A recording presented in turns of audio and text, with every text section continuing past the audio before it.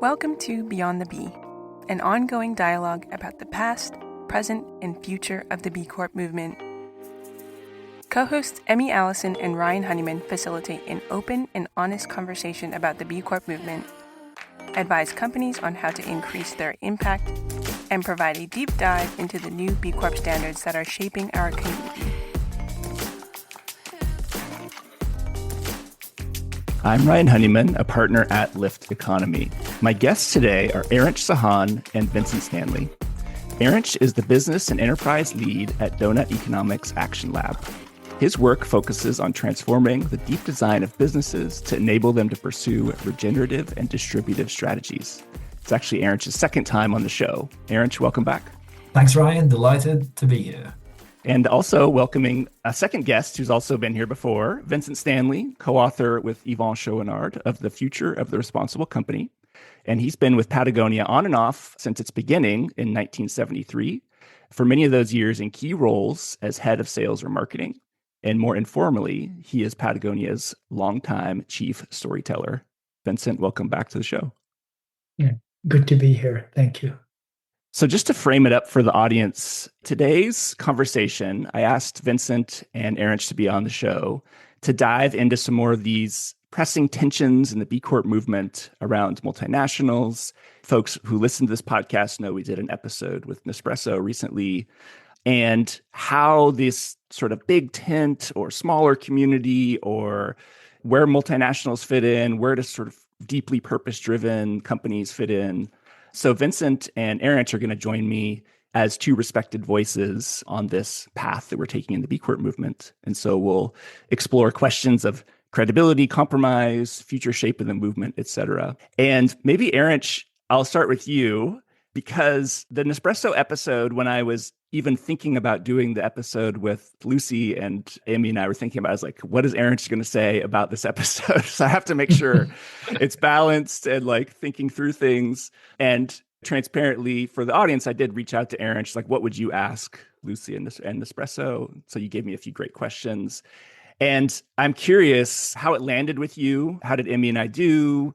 What did we miss? What did we do well on? What would you have pushed harder on, et cetera?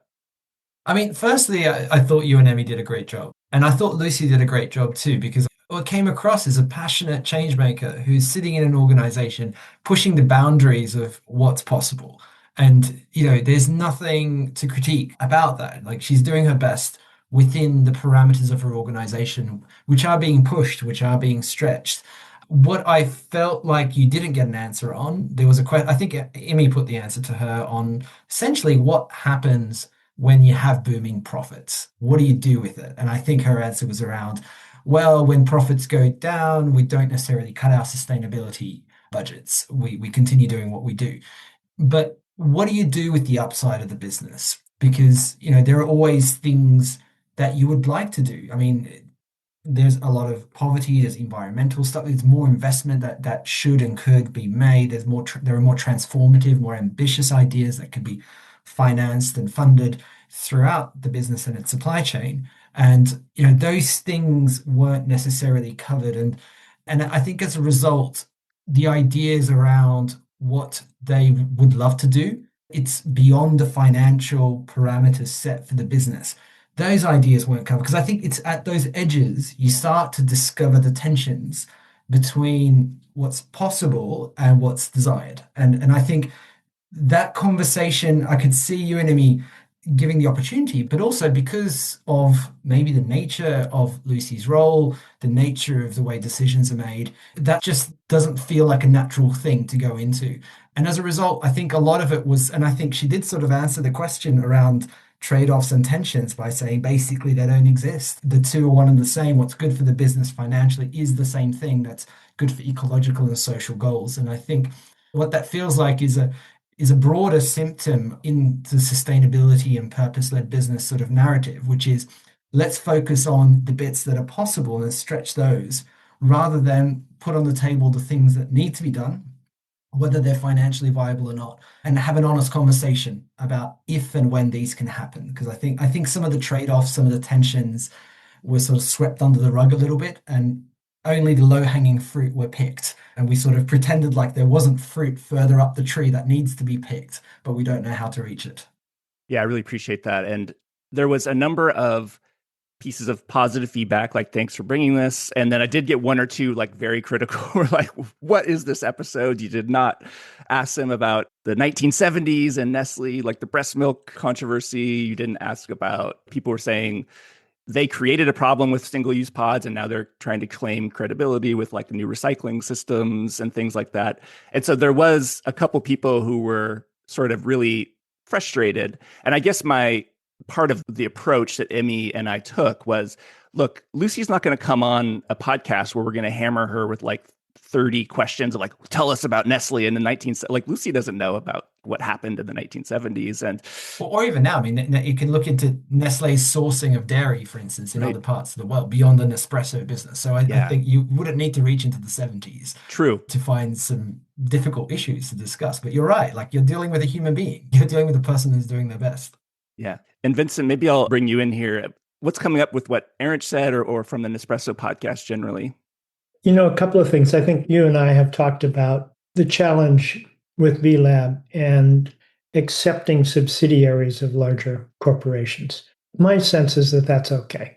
I think Ben & Jerry's belonged as a B Corp. And the fact that it was owned by Unilever, which is a less responsible overall company, and less so since Paul Pullman left. But I think the issue of single pod remains. I was at a conference years and years ago, and there was this old elderly woman had been in advertising for 40 years, and somebody from Procter & Gamble came on and was talking about the great benefit, sustainability benefit of a wall-mounted air freshener in which they'd reduce the number of batteries from 4 to 3.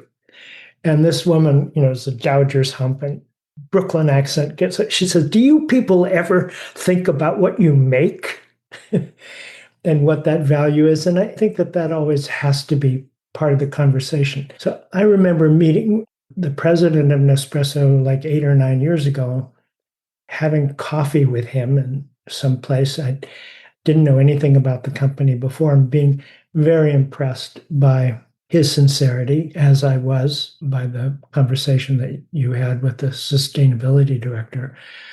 But I think the question remains for any purpose-driven company is what is the quality of its products? What is the future? What can you, great that you have a recyclability program. So does Patagonia. We know that maybe 1% or 2% of those products actually come back to us through recycling.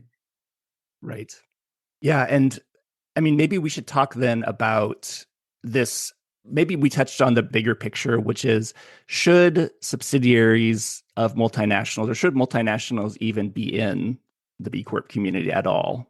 Because I think that the founders of B Lab, Jay, Bart, and Andrew, they certainly started off without any subsidiaries. I think it wasn't until 2012 or so. So they had a good 4 to 5 years of no multinationals. And then Ben & Jerry's came in, and it seemed like, okay, well, if we're going to let in someone, Ben & Jerry's, we could convince ourselves about the mission board and some of their positive impact. And then it's maybe a slippery slope from there, right? It's like, okay, well, who else gets in? I remember a big controversy was around Laureate Education, right? The for-profit university. Okay, so Laureate Education, or how does that feel? Or Etsy going public and then creating an Irish subsidiary. You're like, okay, well, so it sort of like leads us down this path of like, well, where are we drawing the lines? And I know that the founders of B Lab and the team at B Lab, definitely in the early years, probably still today, was like, we're a lab. We don't actually know the answers. We're sort of sensing and responding and building this out as we go. And so I guess this question remains, and maybe Erinch, I'll turn back to you because you've mentioned the sort of false equivalence component. Like B Corps are a movement of businesses as a force for good, but then if Nespresso and Cafe Direct are in the same community, does that mean that Cafe Direct is equivalent to Nespresso? Or like how are you sitting with that sort of big tent inclusion of multinationals piece? I mean, overall, I think there are two choices. Either you have a big tent and you communicate in a way that applies to the broader big tent, or you have language that describes the pioneers and the more advanced ones that allows you to distinguish them. So, and I feel like that crossroads has never been settled, that the language and the examples often borrow from the pioneers and those that are maybe more progressive or locked into their mission in their design of their ownership, their governance, in the way that they're financed, how independent they are financially to be able to pursue these goals. So the language has sort of stayed there while the theory of change is saying, well, let's use the positivity of that to bring in a broader set of actors, which I think is a very sensible and effective strategy. But then the language has to adjust. And I can see the language has adjusted. It has moved away from, I think before it used to claim as like the highest social and ecological standards. And I think I don't see that anymore. And I remember it used to be companies that put people and planet before profit. I used to see that. In fact, I remember noticing it at the Body Shop headquarters in London once when I went in there for a meeting on a window saying, we're part of a global movement of companies that put people and planet before profit. And I thought, that sounds amazing, but I'm pretty certain that some of these companies that are owned by private equity and now transferred ownership and became publicly listed, that's not the case. Like the levers of power remain with finance, which is there to accumulate further capital for itself. And the structures of power are exercising that dynamic. That's the dominant feature that underpins the organizational design. And it might be trying to do some other things alongside that, but that's the fundamental structure of some of the B Corp. So I don't think that you need to sort of be a purist, but a more accurate language then becomes important.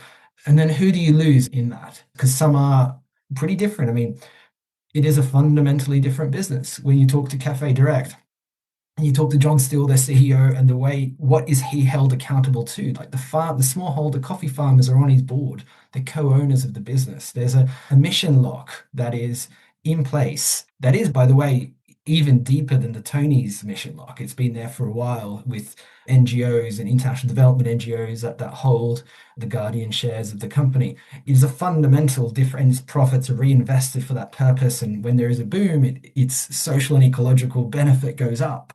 That is a fundamentally different organization than Nespresso is. So you can't use the same marketing strapline to describe a profit maximizing publicly listed company that is on a journey of being better to one that was fundamentally designed to maximize the social benefits and ecological benefits. That distinction still remains significant to me. And it's not just, I think we talk about Nespresso way too much. I don't see it as a particularly problematic company in the scheme of things. It is what it is. It's alongside many, many others. And whether it's advertising agencies that are B Corps that have got fossil fuel clients or some who have had those, or it's companies that have used to be pretty socially, ecologically focused, but then got taken over by private equity. And then people reach out saying, hey, we're not the business we used to be, but the B Corp questions aren't really getting to the heart of the shift in the fundamentals of power and purpose that have shifted now. There's that diversity in that big tent that requires further evolution, continued evolution in the way that question is unpacked. Yeah. Vincent, what's coming up for you around this, around like language being more accurate and fitting those companies within it? I think Erinch is right in that the language has never been resolved or hasn't been developed. And I think it's still in the process of development.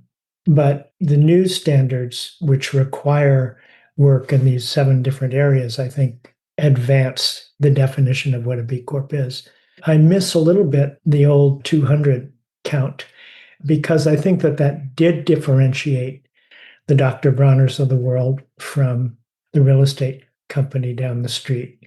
And I think that distinction has to be made. I think the function of having multinationals or having a big tent is that the larger enterprises can learn from the smaller, that those standards become and remain prominent. Those are the high standards. And if you don't have that, then there's not a real reason to have a big tent, because what you're trying to do is advance the practices of any company that becomes a B Corp. And Vincent, have you been part of communities that through many years, I imagine Patagonia has been involved in many movements where there's sort of a clear and bright line of like, we're going to stay smaller and higher impact, or we don't want to necessarily get involve the large players. And I'm curious if you've had experience with that and if it's been successful in changing things. We've been all over the map with that. I mean, we've created standards that nobody else could. Yeah. Nobody could join us because they were too stringent, and then we would kind of abandon them because we couldn't do it either.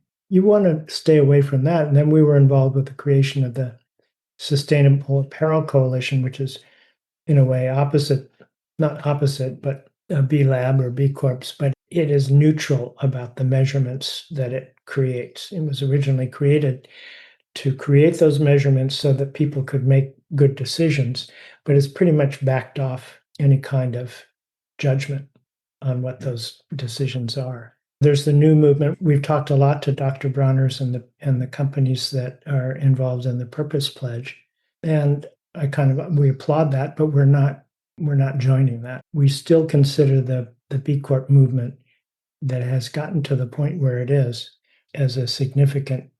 And I don't see the thing I think which is important or really good about B Lab is I don't think those standards are weakening. And I know that from the experience of being a B Corp, that those standards have improved and they have gotten stronger over the years rather than weakened. And I think that's the test, or it's one significant test.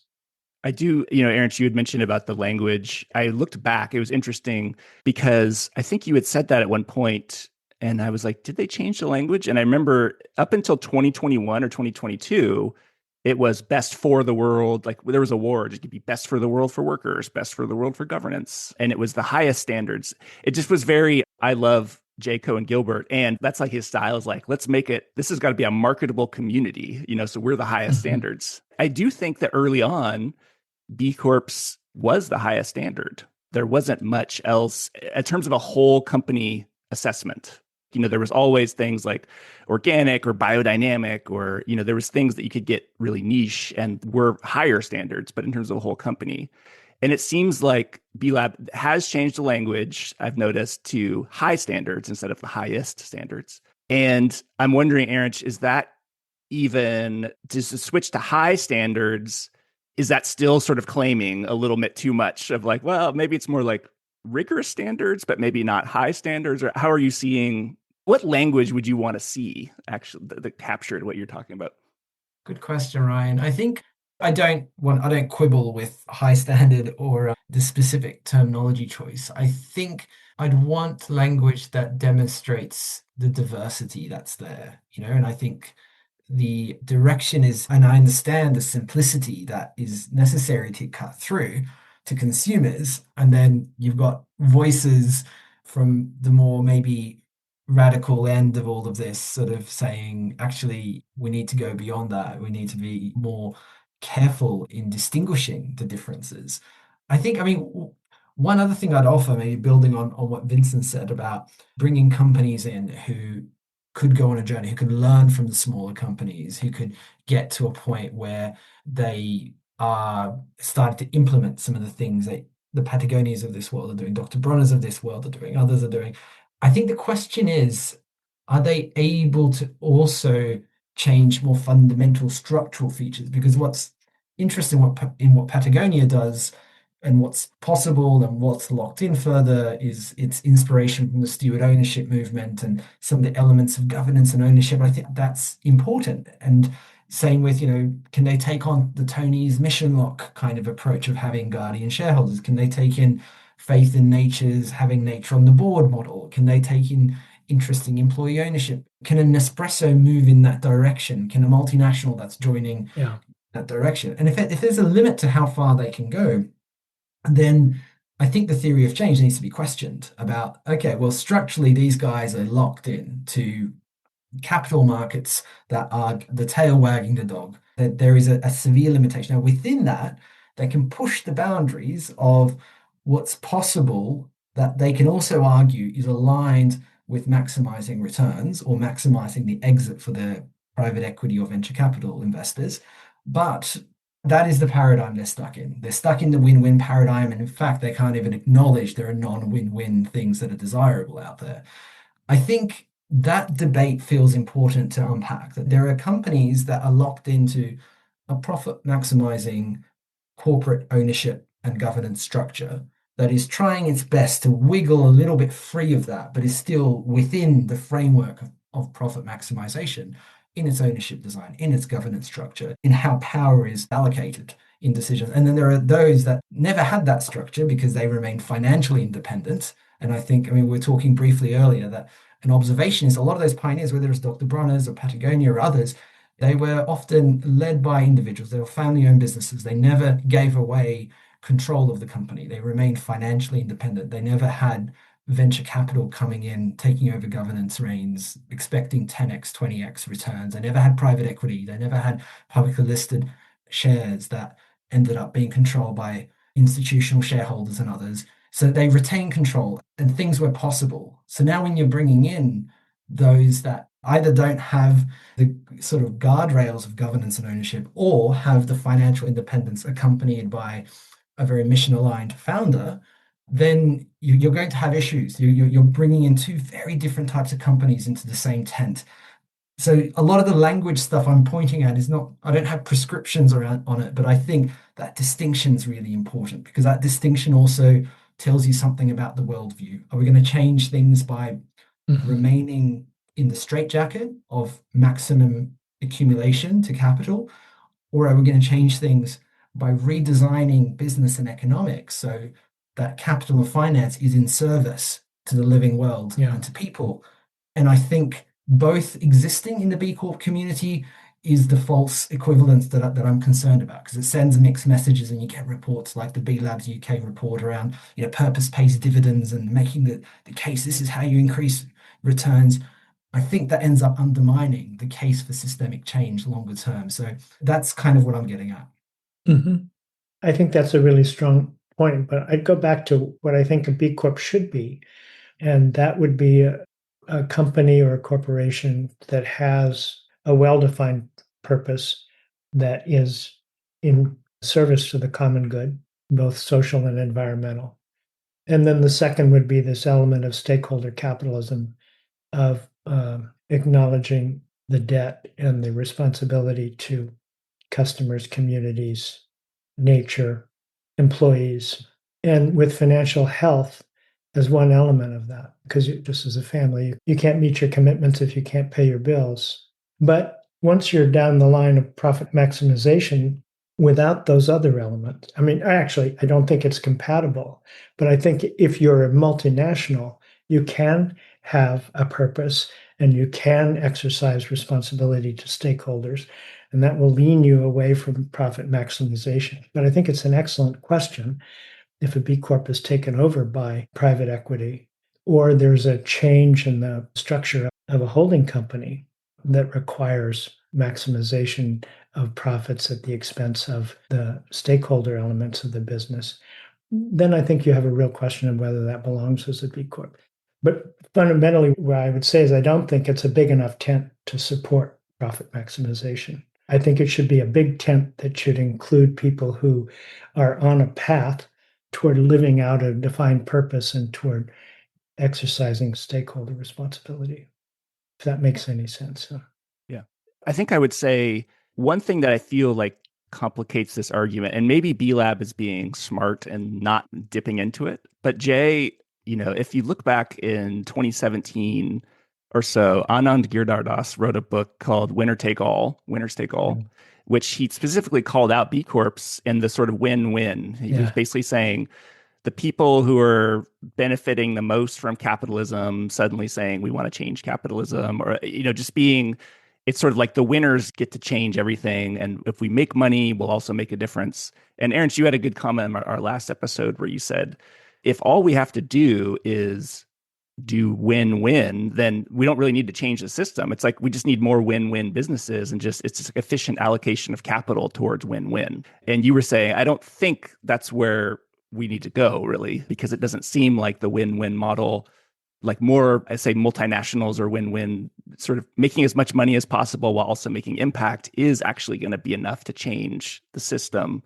So one thing I would love to see, and I've talked to Clay a little bit about this, I was like, Clay, we need to get you on some podcasts and we need to address this issue more head on of what is B Lab's vision and really clearly articulate why should large multinationals, and like, why should we really have this global movement that includes these large companies that a lot of B Corps are uncomfortable with? Because I feel like B Lab has sort of avoided that question a little bit. They're just like, we want to have a global movement of companies for good. And we want to, in fairness, B Lab's pushback is we're actually not focused on like Nespresso versus Dr. Bronner's. We're more focused on the entire B Corp community versus the 7 trillion, 7 million other businesses, hundreds of millions of other businesses in the world. There's only 10,000 B Corp. So why are we shooting arrows at each other within that? Let's try and change this larger system. So that's, I think, how they've approached it. And at the same time, I do think there's this articulation. B Lab needs to articulate really why this scale, including multinationals in detail, contributes to this global movement at scale and like creates that sort of broader change. Because I feel like they're not really articulating that, and it leaves a lot of people like, well, why are we even doing this? Like, what are all these companies in? So Erinch, I don't know what's coming up for you with that. I mean, firstly, I want to recognize the maturity of the B Corp community to tolerate these discussions so much more than a few years ago. I mean, like 3-4 years ago, when I'd raised some of these concerns, I got some pretty when you got canceled, threatening messages. I think, I got like threatened to be canceled by elements of the sustainability community. Also, I recognize that, people have a livelihood in promoting a particular model. They offer consulting around it. So when I looked into it, those people were particularly critical of me being critical, alongside being supportive as well. I think there's been an evolution in the last couple of years in just tolerating it. And I also think that there isn't like a perfect way of putting the language around this or expressing these issues in a way that will resolve this. I think this tension that we're talking about, that Vincent and I are sort of grappling with, you're grappling with, Ryan, Lucy was grappling, like a lot, this is one of the central questions of our time. There is an inherent almost contradiction in our context. Like, yes, we need to change the system, and to do this, we need to bring people in. At the same time, the very resources and tools and arguments we use to bring people in might undermine a necessary and inconvenient, deeper transformation that's actually holding us back. I can see both things are really, really powerful arguments. And I think it's quite impressive that the B Corp community can now much more comfortably tolerate that tension and not necessarily feel like it's going to be easily resolved. I think there's a level of comfort we need to have with the discomfort of this question. But the bit that I sort of come back to is in bringing in those companies, and I think it's fine to do so, is there a path to transition them towards a deeper redesign of ownership, governance, or at least some level of financial independence from capital markets, or ways of building levers that guard against capital markets? It might be a dividend cap, for instance, or an exit cap for a VC. You know what? 6x. That's, and a lot of the steward ownership investment funds, I think, implicitly say it's going to be a 4x return. You put $1 million in, you get 4 million out as a maximum. And that obviously changes the risk disposition of what kind of businesses will attract investment. But it puts the upside of this, there's a limit to it. Like, there's a limit to how much economic wealth inequality that we can handle without starting to destroy the fabric of society. So I would have liked to have seen more discussion in some of the standard, for instance, around limits to the power of capital markets. Going, okay, if they're going to come in, is there a pathway to even get there? Is there even a conversation? Is there something to say, you know what, let's have an observer member on our board that represents workers or represents farmers or communities or nature? Is there a way of saying, look, we're going to aspire towards a constant increase in proportion of profits that get reinvested to the social and ecological purpose once it gets above a certain amount? So it's not endless upside. I think that is the force we're working with, the capital markets that is saying we want endless upside, and whatever you give, we want more. Procter & Gamble was mentioned before. I worked at Procter & Gamble 20 years ago, and I felt firsthand the power of that. Whatever you achieve, more. And I think that that's a bit of a disease what we're trying to all grapple with in the economic system, and being a bit more explicit about it in the B Corp debate and the standards. While it would have been off-putting for bits of financial markets and large corporates, I think it would have been a healthy move.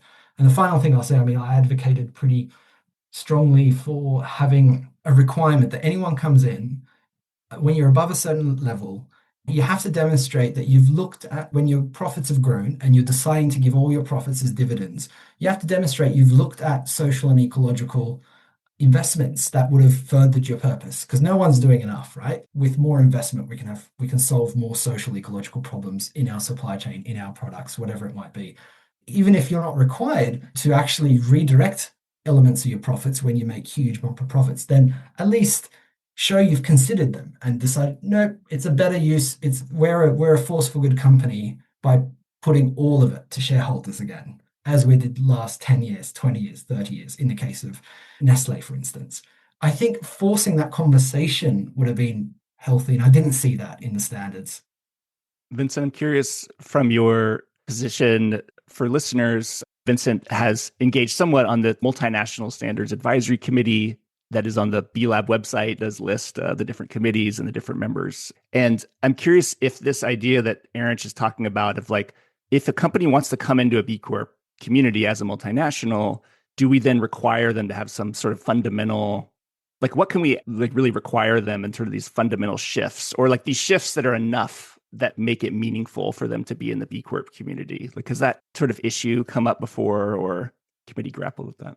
I think it has, but in a little different level. One of the things that's happened is that the standards committee, which is a mixture of academics and insiders and some of the multinationals that are already B Corps and consultants, a lot of the work has been around what the companies do.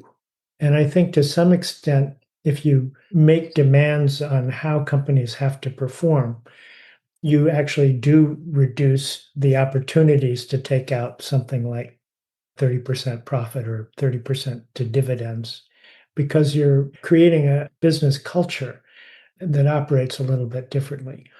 But there's no question that there are a lot of tensions. We were also not talking just abstractly about standards, but looking at companies that wanted to be B Corps who were above 5 million in sales and saying, okay, are they ready? Have they done enough? Can they join? What do they need to commit to?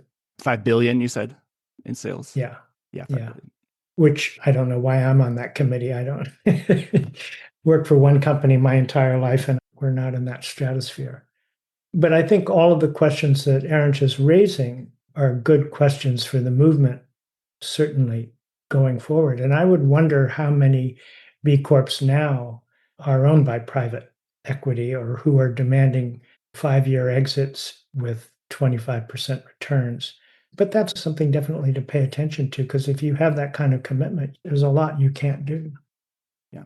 There's a lot you can't think about, which is even more significant. You can't even say, okay, we're going to clean up our act here because the money is already allocated. It's like the United States has to pay its interest on its debt before it even funds its army or Medicare. That's a whole nother side discussion on that one. Yeah, it's another side discussion. Yeah. I mean, I think the direction around the community being the false equivalence argument, I'm wondering, Erinch, if there was something like the B Corp movement could be the foundational bedrock that we're like wanting actually more companies to be a part of, more multinationals. So it's like, let's actually create a tent big enough where it's like everyone can get in. And there's things like People and Planet First and other sort of ways to distinguish, okay, well, who are the companies that really stand out? But it's sort of like and honestly, that may be B Lab strategy, is like, how do we continue to grow it while maintain rigorous standards?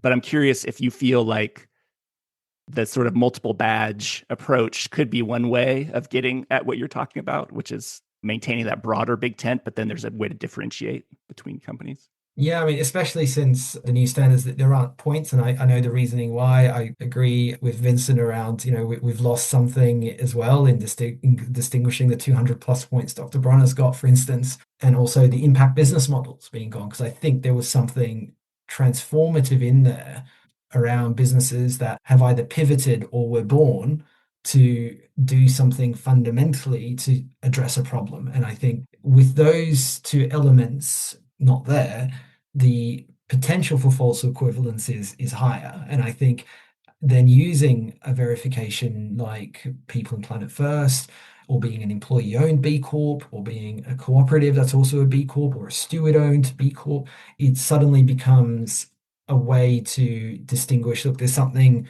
fundamentally wired into this business. Because I feel like I hear sometimes the two very different opposing arguments from key people in the B Corp movement, sometimes from the same person in the same discussion, which is that look how limiting profit maximization is. It's a major issue. The way we've designed finance, economics, business is fundamentally holding businesses back from doing those transformative things, while also making the business case that, hey, look, you're going to make more, you make better returns, and you bring in more capital, you bring in the trillions in financial markets into this, and we'll catalyze a deeper transformation by demonstrating you make a better return. And those two are fundamentally different approaches, and they're both coexisting currently in trying to transform something and make the case that you don't need to transform something.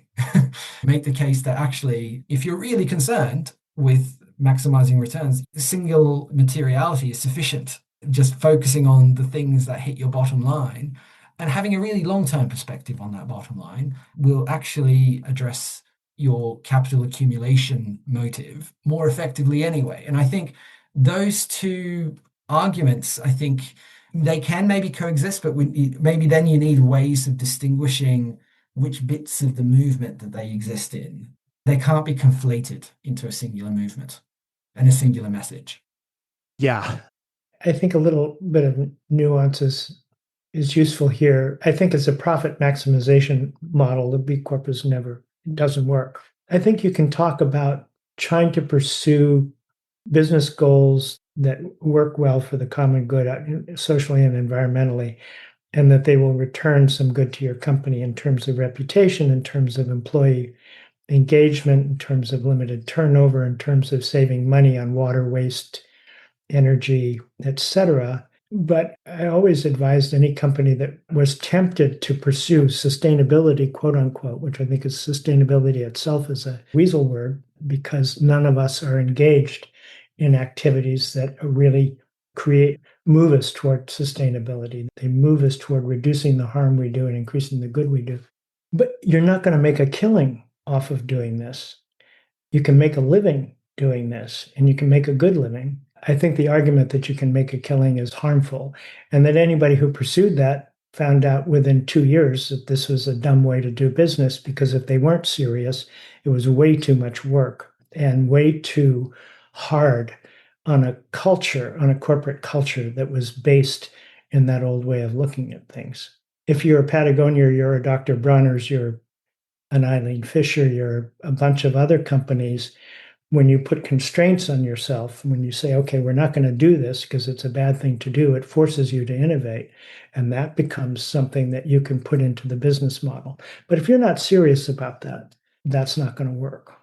Erinch, I think you brought up a good point about the impact business models and the points sort of going away, or like within the B Corp community, points sort of going away. And I think what I've heard from B Lab is that the differentiation between companies, they're still open to that. So actually one of the frustrations with Dr. Bronner's leaving and the way that they left was that B Lab was saying, we are open to a gradation system, whether it's gold, platinum, silver, or exceeds or meets or whatever. They are open to that in the future, but they sort of were hyper-focused on we just need to get these basic standards set. And then the other thing with impact business models, I agree that leaving, my understanding is those are not gone, but it's more of we needed to get these in. We have these European regulations coming. We need to get companies certified with a neutral third party. We can't do the certification anymore.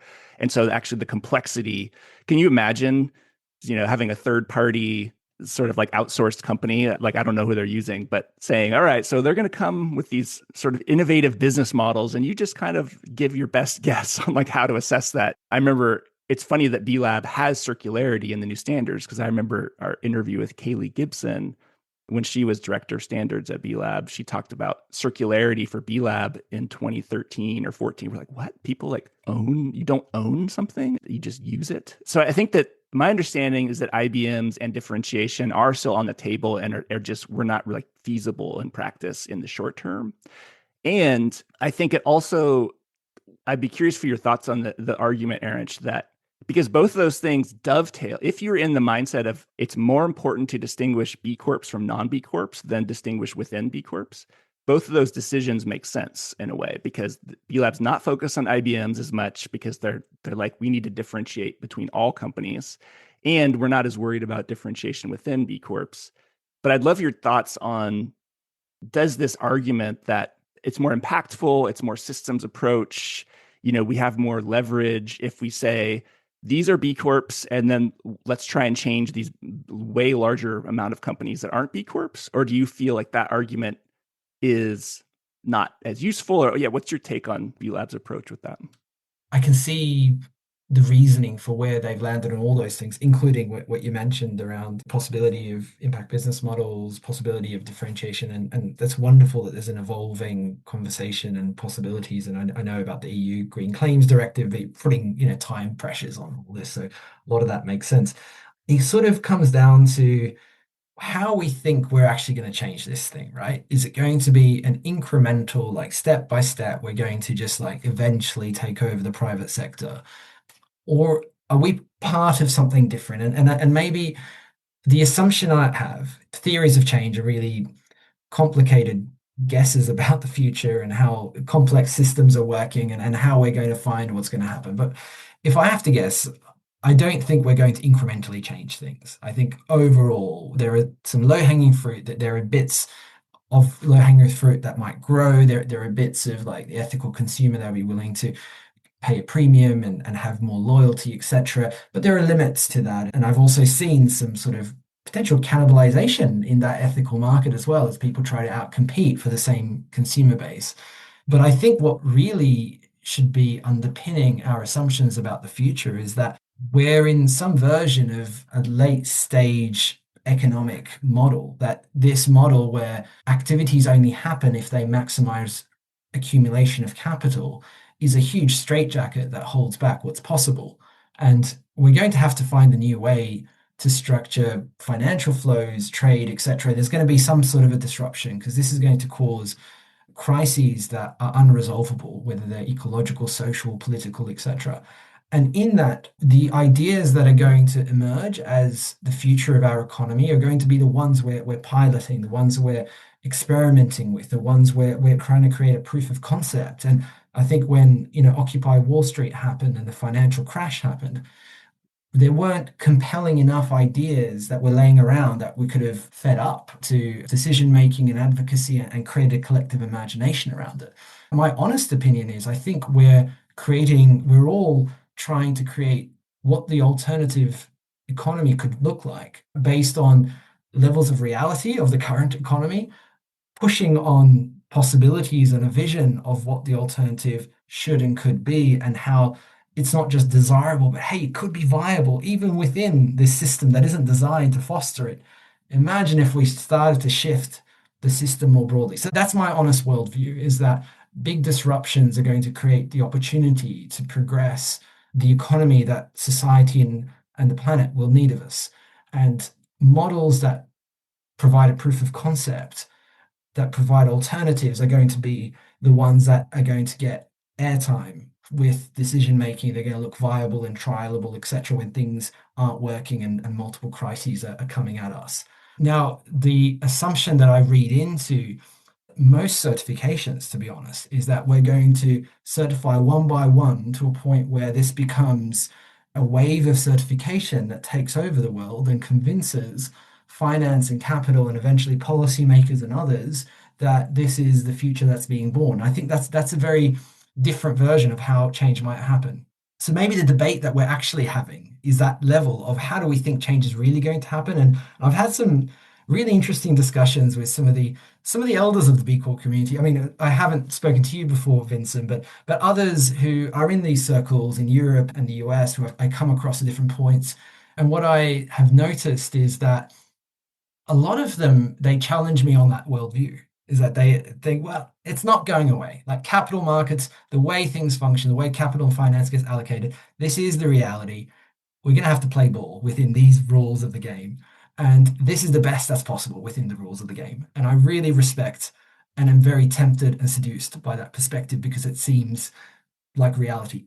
If it is reality, it feels like we're doomed. If those are the rules of the game, that the things that happen have to maximize capital accumulation of some kind, and maybe we'll find exceptions around the edges here and there, but by and large, that's the ball game, then I think we're going to hit crises that aren't going to be resolved. So I think we're going to, the B Corp movement, social solidarity economy, the fair trade movement, co-ops, steward ownership, social enterprise, all these alternative employee ownership, etc. movements, I think that they can see themselves in service to is building the proofs of concept of an alternative, making them viable, making them as big and credible as possible, making those ideas much deeper, much more trialed and experimented with, and ready to go into being plugged in when a major crisis or disruption happens. You know, it's interesting. I had a conversation years ago with John Fullerton, who's written a lot about regenerative capitalism or regenerative economics. And I remember defending the B Corp movement to him and him saying, well, you know, the problem with it is it's the health of business is the wrong unit of analysis. That what you really want to do is you want to consider the health of communities. So to that extent, like what the work you're doing, Erinch, I think is more significant in terms of thinking about deep change, which is how do you determine the economic health of a community and have one business's waste become another business's feedstock? How do you organize a community to defend itself for the things that it loves and it values? And to make that effort replicable rather than scalable. Because the global economy is based on a ridiculous standard for scale and a thoughtless standard of scale that's determined in London and New York and Beijing, and as actually its harms are felt by individual communities. So I'm still a fan of the B Corp movement, but I think you're right. I think a lot of that, I don't think it's profit maximization. I think there's a huge sector of the business community that's moved away from the Milton Friedman standard. There's an understanding of how harmful that can be. It's still not community based. It's not looking at the whole picture. It's looking at how well can a business behave and still delivering and reward the people who invested in it, hopefully in a modest way. What I think, Vincent, the B Corp community could see itself as in service to, because it's become a crowd. I mean, it's 10,000, but that there are some large players. It's hard to dismiss. Yeah. This is a credible alternative to mainstream business now. I think how it uses the currency of that credibility is maybe the central question. What is it going to give legitimacy to? Which ideas that this is all going to be win-win and purpose pays dividends? Or is it the alternatives that are emerging, alternative ownership structures, different relationship between capital and business that is emerging, and that sort of design journey that businesses are going through in their governance models of putting nature on boards and guardian shares and mission locks. And there's something emerging in those bits of the B Corp community and beyond, because I think those models, it's almost a Venn diagram. Some of them live with certified B Corps, others outside it. But I think leaning into giving credibility to those ideas and giving oxygen and energy and space as well for them to emerge, whether they promote the B Corp and label or not, should be a central element of where it sees its value. So where am I going to breathe oxygen? Where am I going to provide credibility, legitimacy? And I think it's those edges of capitalism where a different formulation is emerging that I would urge the leadership to focus on.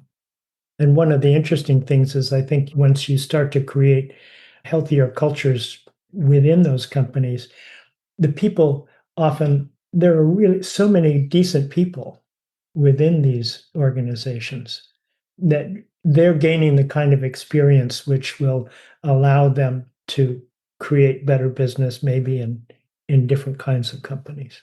I mean, 30 years ago at Patagonia, if I talked to anybody outside Patagonia, I mean, we were lonely. I mean, you bring in people in the company and they'd go nuts because there was nothing they knew how to do that could be applied. And that's no longer true. It's no longer true in business. But this whole question also, I just think this is really a critical question of the quality of the products and services that you're offering. Because if it's a questionable product, so what if you're paying your employees fairly? You're still not helping the world. Yeah. Yeah. Erinch, I think it's beautifully articulated around giving credibility to these emergent models, steward ownership, Yeah. nature on the board. A part of me feels that that's what they're trying to do in some ways, but actually that's not where their main focus is. Their main focus seems to be on how do we get, it's more the Better Business Act type focus, where it's like, let's make this the baseline for all companies to have a benefit corp legal structure, to have purpose. And so I worry that what you're talking about, it's more interesting to me, maybe to Vincent, of like, wow, this is amazing. Like, use the credibility to talk about nature on boards, et cetera. And the main focus of B Lab, however, may be on, we need to have hundreds of thousands of companies that have the benefit corp legal structure. Like, we need the benefit corp legal structure should be the way that you incorporate a business. It's like you start a business, it's a benefit corporation, and you measure and manage your impact and try to be better. And so it's not that one way or the other is right. It just may continue to cause tension. Where we are sort of maybe pushing more is, hey, like, check out steward ownership, put nature on the boards, look at profit allocation. But what their real focus is on, how do we get the next 100 multinationals to really incorporate the benefit corp legal structure as their core operating model? Does that resonate with you, with that tension? Yeah, it does. And I think it's really interesting to go like, is the goal here to do more nature on the board, steward ownership, guardian shares, mission locks, these new relationships that put some limits on the power of external capital in the governance of the business? They're explicit limits, structural limits on how much power they have to extract or to shape governance. Is it that, or is it the Better Business Act style things, which are, well, it should be a duty of all board directors to at least consider their impacts. And I sometimes jokingly say, like this morning, I considered going for a run and I decided not to. And I think to consider things is a step. You should consider it, but it doesn't necessitate action. In terms of the benefit corp legal state, I think it's helpful because it at least facilitates that conversation.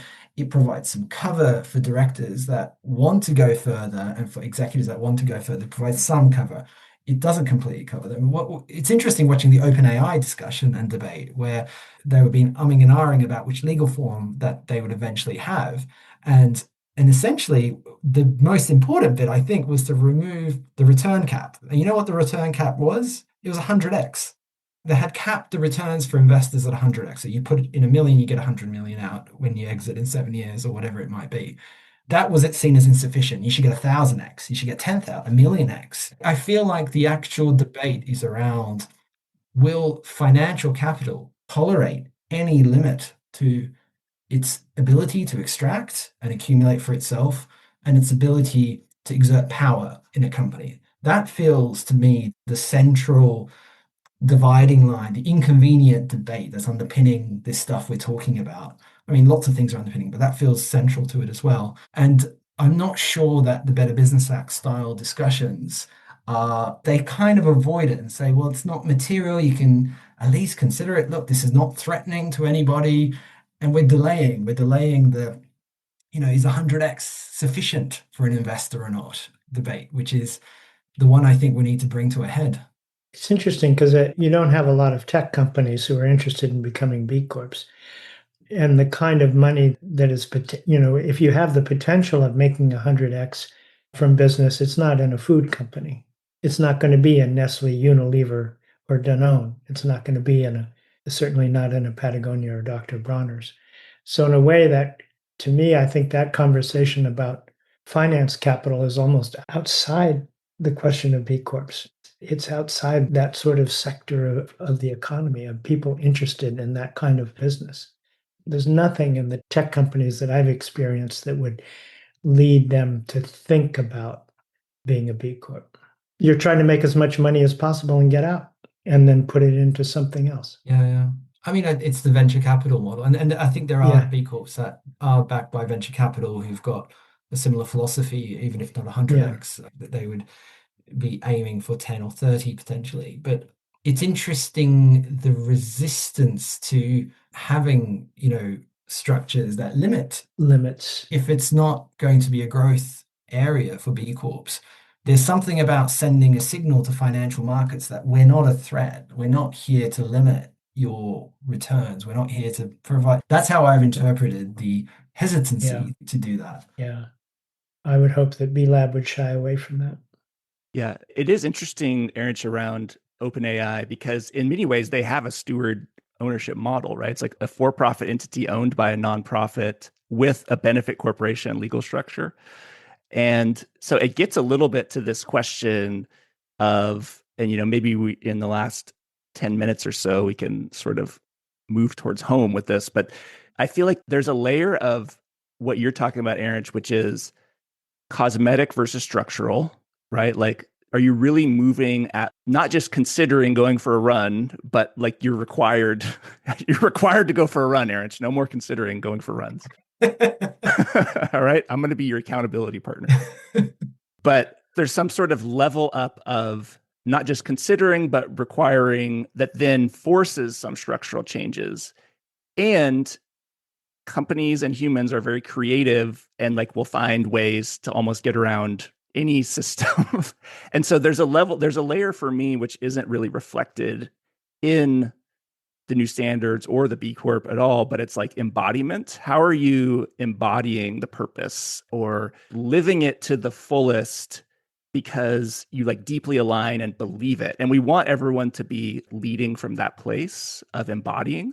And I don't feel like a system like B Corp, even People and Planet First or whatever, can by itself just like enforce people to live that way. So I'm curious, how do you see B Corps or People and Planet First? How do we sort of nudge people towards that embodiment to like fully live it? I don't know where you want to go with that question, but that's what I've been struggling with. I'm really curious what Vincent has to say on this as a poet and someone who has engaged with ideas like this, but I'll offer my sort of perspective on it. Firstly, I think you're getting at something really important, which is ultimately it might not be possible to really certify in that sort of authentic meaning of the term certify that a business is anything in its entirety that can be said about it by a third party.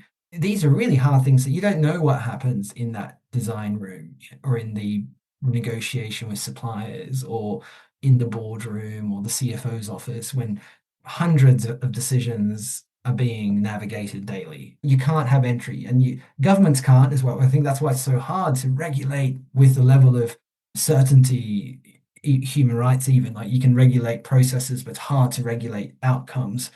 It's also very hard for investors because they're outside. So I think that what you're getting at is that ultimately it can never be foolproof. You're always going to have game playing, you're going to have posturing. The minute it's of value to attract talent, to signal to consumers, to build business partnerships, even attract investment, you're going to have people that are joining in for mixed motives, and who knows where the balance lays in those mixed motives.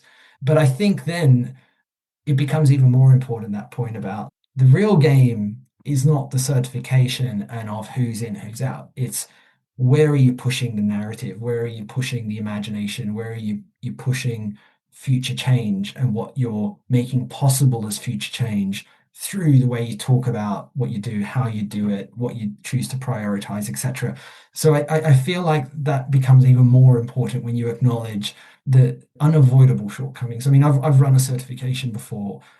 It's incredible. And we had like peer review processes as well as independent auditors coming in. And it was organizational wide. Fair trade enterprise model is about and Dr. Bronner's was the largest in our community of fair trade enterprises in the World Fair Trade Organization when I was leading that.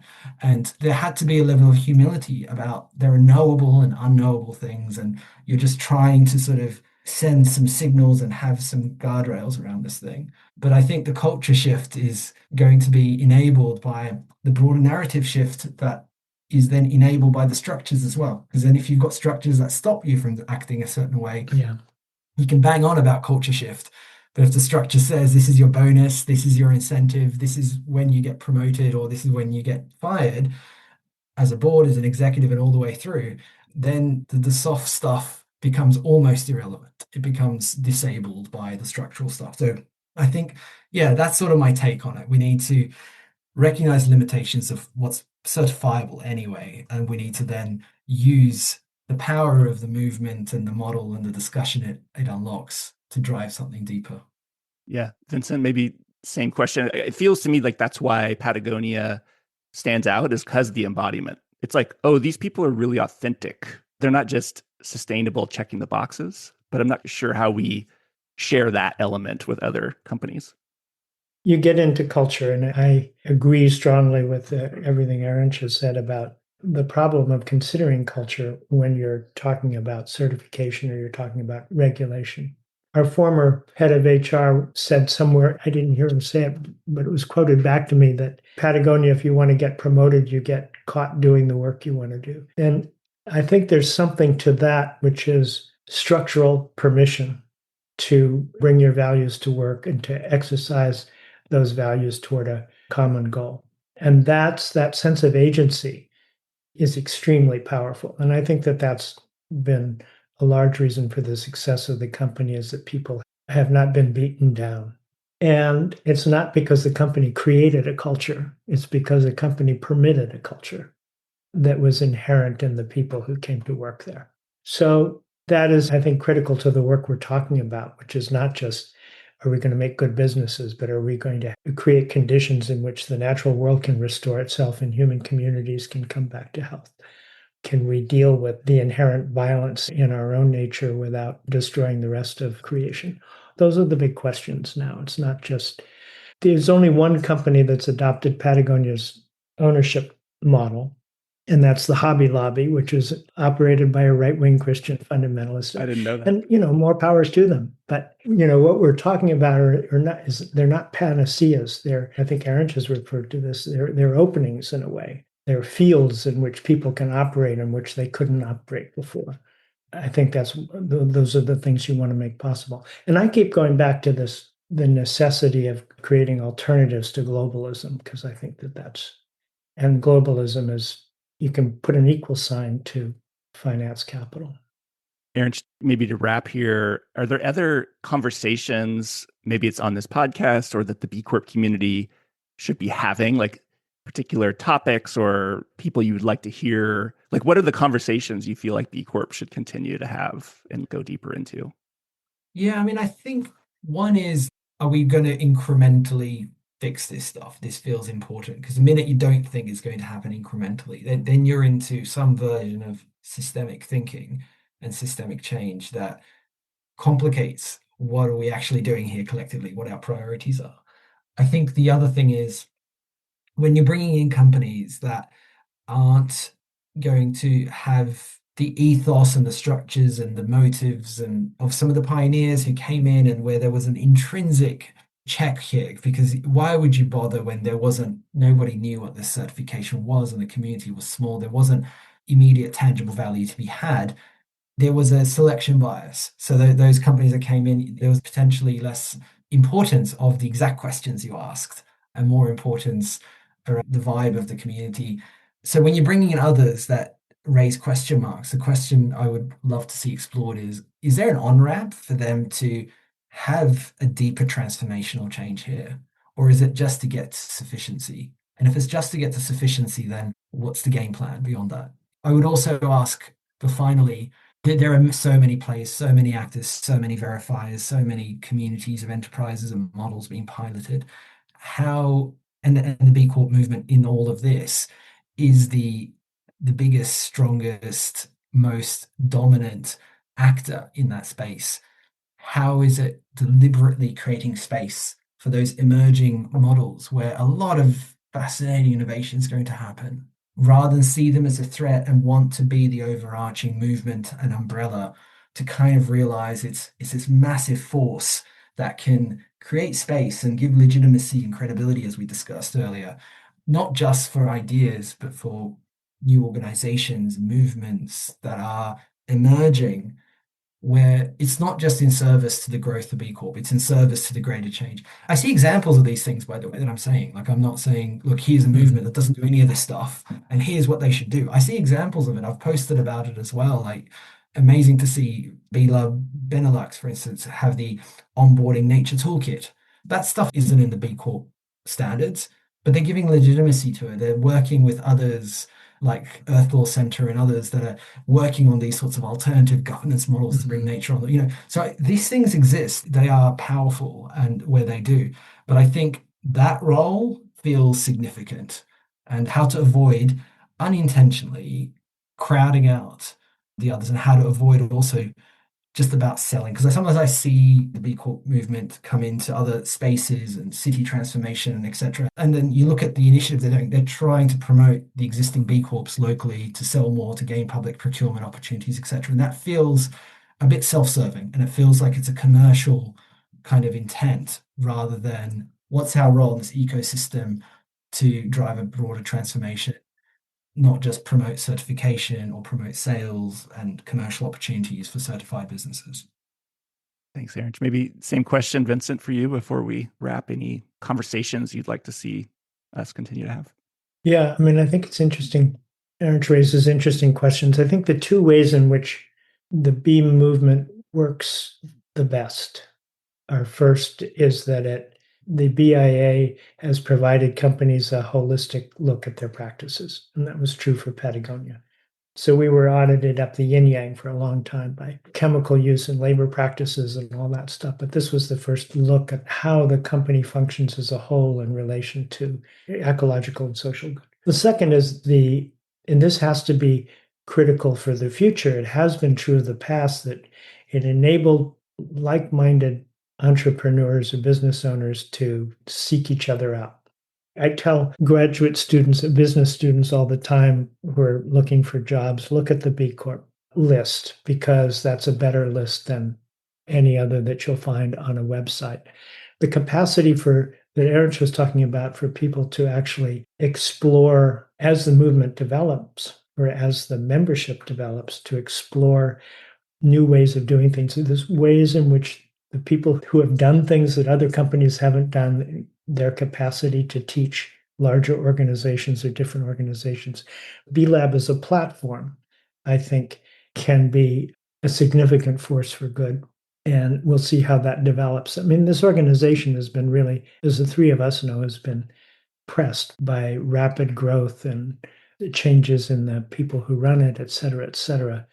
The potential, I think, still lies in this holistic look, the systems look at a business's impact, and the ability for people to make friends and form a community and change the way they do things.